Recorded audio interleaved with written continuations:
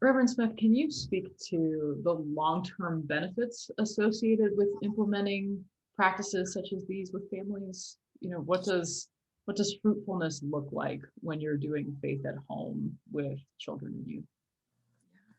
A couple of things come to mind. First, I think I maybe said this in the long lecture, but this idea that when we do something repeatedly as a habit, that it kind of gets into a different part of our brain, and it's something that we can call on in difficult times. So the idea of something like the Lord's Prayer or a hymn or a family prayer, it can be something, if you think about your children when they leave you, what they will have to call on in these life's really stressful moments.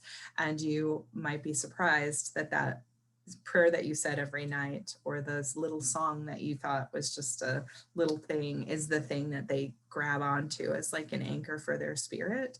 And so sometimes I do ask parents to think about this with intention. Like, what are the things that my children, I hope that they have when they leave me? What are the things that I hope they know or believe about God when they go?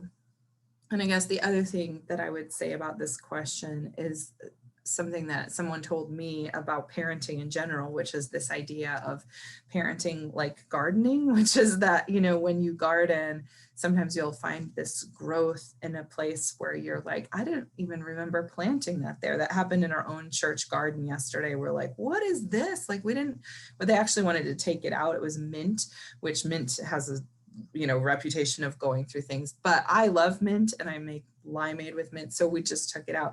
But then there's also the opposite's true, that you have something in your garden that just you tend to, and you nurture it and you try to do everything you can, and it just sort of wilts a little bit. And I think spiritual practices like that, we have to give it up in some ways to the Spirit to see what the Spirit wants to do with it. We're recording this right around the time of Pentecost, and the scripture says that the Spirit blows where it wants to blow. And so there's a sense in which we can't necessarily control what is going to happen with the faithful practice that we put out. And we might find that there's a fruitfulness that comes up in places we don't expect.